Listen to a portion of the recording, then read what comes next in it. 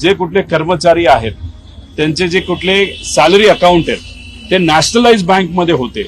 आता त्या सर्व कर्मचाऱ्यांना सांगण्यात आलेलं आहे की नॅशनलाइज बँकेतून तुमचे अकाउंट काढा आणि मुंबई सहकारी बँकेमध्ये तुम्ही घ्या. आमचं मुंबई सहकारी बँकेमध्ये त्याचा काही विरोध नाही, पण जर आपण बघितलं तर तिथे काय त्या बँक चालवणारे जे नेते आहेत कदाचित त्यांना मंत्रिपद दिलं नसावं म्हणून वेगळ्या पद्धतीने पुनर्वसन करतात का काय असं आपल्याला बोलावं लागेल.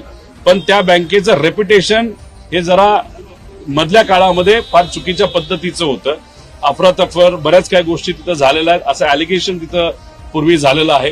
त्यामुळे आमचं मत आहे की हा पैसा सुखरूप आहे का, हा बदल तुम्ही करत असाल तर मग नॅशनलाइज जसं महाराष्ट्र बँक आहे आपली महाराष्ट्र नॅशनलाइज बँक जी आहे त्या बँकेमध्ये जे काही सवलती आमच्या कामगारांना मिळतात त्या तिथं मिळणार आहेत का, आणि जो पैसा तिथं आता तुम्ही डायव्हर्ट करत आहात हजारो कोटी डायव्हर्ट करत आहात तो पैसा सुखरूप आहे का, ह्या गोष्टी सुद्धा त्या ठिकाणी बघण्याची जरूरत आहे असं आमचं सगळ्यांचं मत आहे.